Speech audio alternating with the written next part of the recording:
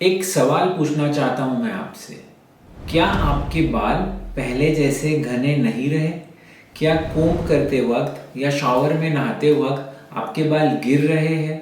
या आपको ऐसा फील हो रहा है कि आपके सर में से कुछ हिस्सों में घनापन कम हो गया है या कुछ एरिया खाली लगने लगा है?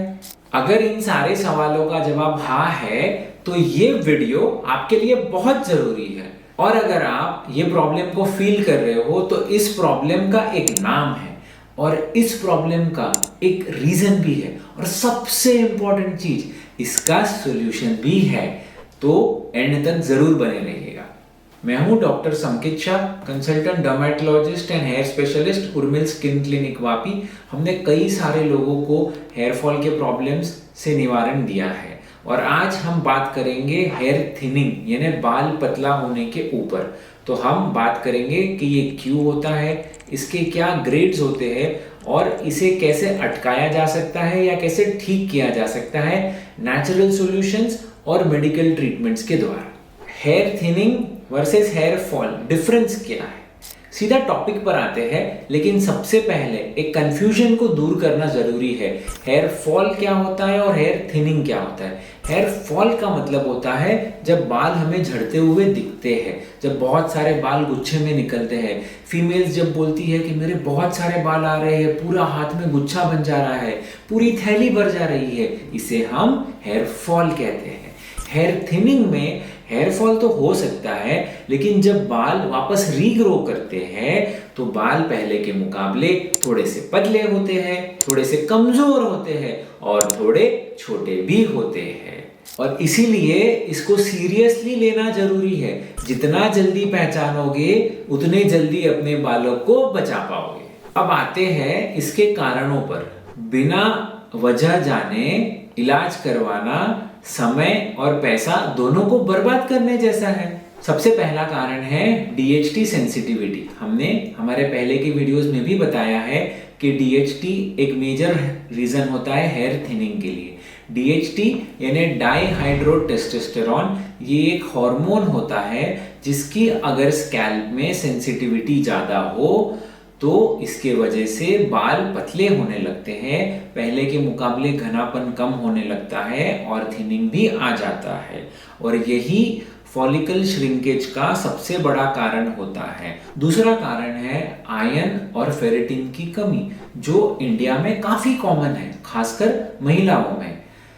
अगर फेरेटिन के लेवल्स कम हो, जो बेसिकली आयरन को स्टोर करके रखता है, तो हेयर फॉलिकल्स को जो एनर्जी मिलनी चाहिए वो पूरी तरह से नहीं मिल पाती है और इस कारण से क्या होता है, हेयर फॉलिकल्स कमजोर होने लगते हैं और ये भी एक रीजन बन जाते हैं हेयर थिनिंग के। अब तीसरा कारण है प्रोटीन डेफिशिएंसी। प्रोटीन जो होता है हमारे हेयर के स्ट्रक्चर का सबसे इंपॉर्टेंट हिस्सा होता है। अगर बॉडी का प्रोटीन इंटेक कम होगा तो हेयर फॉलिकल को, हेयर शाफ्ट को जो हेयर क्वालिटी बनाने के लिए अच्छा प्रोटीन चाहिए वो उसको मिलेगा नहीं, जो अल्टीमेटली हमारे बालों को वीक और थिन बनाएगा। चौथा कारण है thyroid imbalance. Hypothyroidism and hyperthyroidism दोनों ही बालों को अफेक्ट करते हैं। तो अगर ट्रीटमेंट्स के बाद भी आपके बालों में घनापन नहीं बढ़ रहा है तो आपको अपने थायराइड लेवल्स जरूर चेक करने चाहिए। पांचवा रीजन है जेनेटिक्स। अगर आपके पेरेंट्स को, ग्रैंड पेरेंट्स को, मामा, चाचा, इनमें से किसी को भी गंजेपन का प्रॉब्लम है या हेयरलाइन पीछे जाने का प्रॉब्लम है तो आपको भी ये प्रॉब्लम आ सकता है। तो जेनेटिक्स एक सबसे बड़ा रीजन है हेयर थिनिंग होने का, लेकिन हम इसे मैनेज कर सकते हैं। और आखिरी कारण है स्कैल्प हेल्थ। स्कैल्प में अगर डैंड्रफ है, डस्ट है, स्टिकीनेस है, ऑयलीनेस है, तो ये सारी चीजें स्कैल्प में इन्फ्लेमेशन बढ़ाती है और इन्फ्लेमेशन जाकर के हेयर फॉलिकल्स को थिनिंग करने पे मजबूर करता है। तो हमेशा हमारे स्कैल्प को हमें हेल्दी रखना चाहिए, डैंड्रफ फ्री रखना चाहिए। अब आते हैं हेयर थिनिंग के ग्रेड्स पर। हेयर थिनिंग के भी अलग अलग ग्रेड्स होते हैं और इसको समझना इसलिए ज़रूरी है क्योंकि आपके बाल कौन सा ग्रेड में है उस हिसाब से ट्रीटमेंट सिलेक्ट किया जा सकता है। ग्रेड 1 ये सबसे अर्ली स्टेज है। इस स्टेज में बाल थोड़े बहुत गिरने लगते हैं, बट थिनिंग बहुत प्रोमिनेंटली विजिबल नहीं होती है। हाँ, लेकिन जब आप अपने सर में हाथ घुमाते हो तो आपको थोड़ा घनापन कम लग सकता है। और ये स्टेज बहुत इंपॉर्टेंट है, क्योंकि अगर आपने अपने हेयर थिनिंग को इसी स्टेज पे पकड़ लिया तो आप इसे पूरी तरह से रिवर्स कर सकते हैं। ग्रेड 2, इस स्टेज में थिनिंग थोड़ी प्रोमिनेंटली विजिबल होने लगती है। जब आप पार्टीशन लाइन गिराते हो तो पार्टीशन लाइन थोड़ी अंदर गई हुई नजर आने लगती है। फोटोज में या डायरेक्ट लाइट जब आपके स्कैल्प पे गिरती है तो बाल में थोड़ा घनापन कम लगता है। इस स्टेज में भी ट्रीटमेंट से काफी अच्छे रिजल्ट्स मिलते हैं। ग्रेड 3, ये एडवांस थिनिंग है। बालों की डेंसिटी काफ़ी कम हो चुकी होती है, आपकी जो हेयरलाइन है ये काफ़ी पीछे जा चुकी होती है, दोनों कॉर्नर्स भी अंदर गए हुए क्लियरली नज़र आते हैं।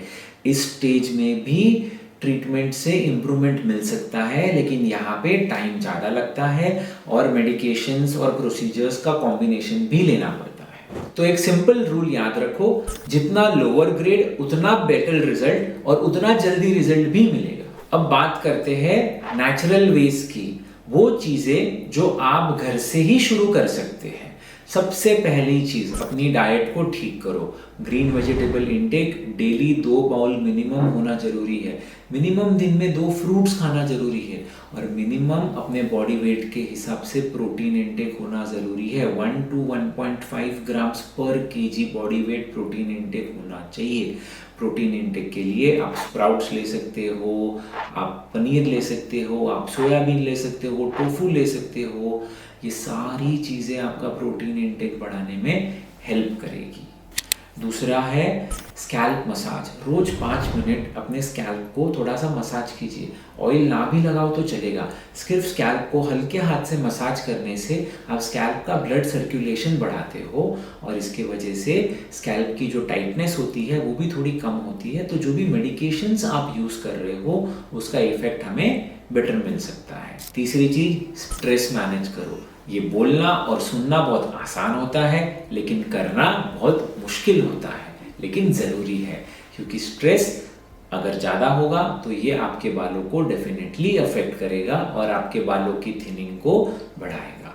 चौथा होता है, अगर आप स्मोकिंग या अल्कोहल इंटेक कर रहे हो तो इसको कंट्रोल करना बहुत ज़रूरी है। सबसे इम्पोर्टेंट है स्मोकिंग।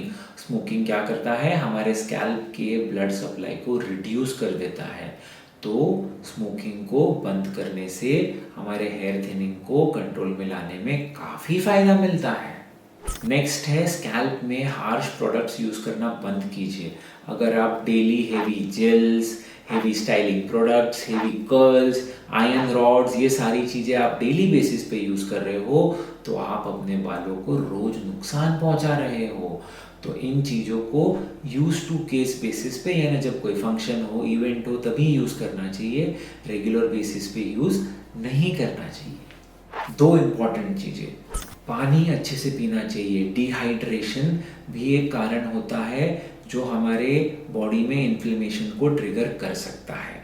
तो वाटर इंटेक अच्छा रखें, minimum 3 litres is necessary. And सबसे इम्पॉर्टेंट चीज़ जो सब लोग इग्नोर करते हैं, स्लीप, यानी कि नींद लेना बहुत ज़रूरी है, लेकिन सही टाइम पे लेना उससे भी ज़्यादा ज़रूरी है। मिनिमम 6 to 8 आवर्स स्लीप आपके बॉडी को रिकवर करने में हेल्प करेगा।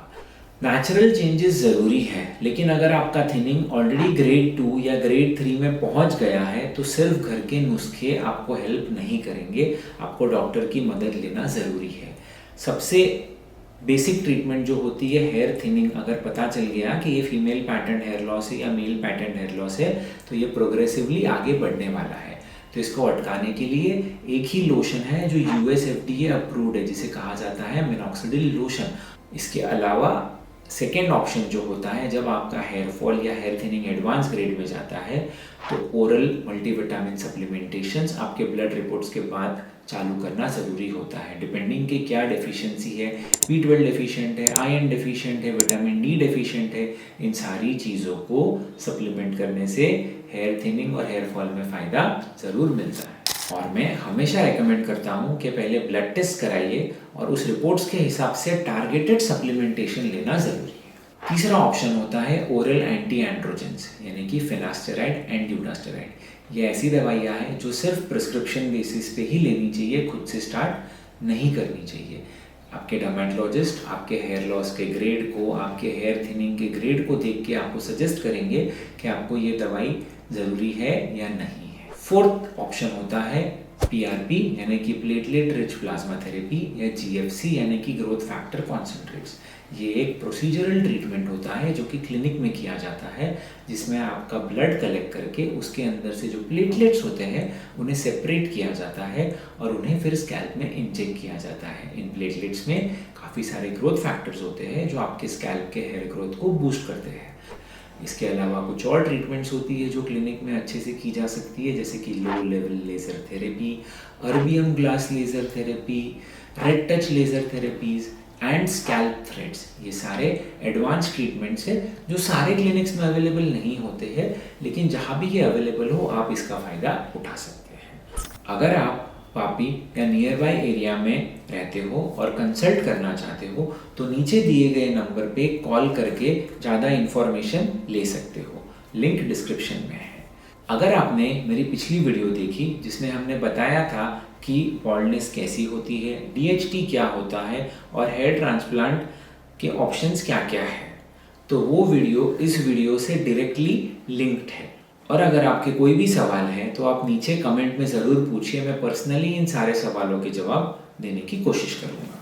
मैं हूँ डॉक्टर संकित शाह और मिलते हैं अगले वीडियो में। तब तक अपना ख्याल रखें।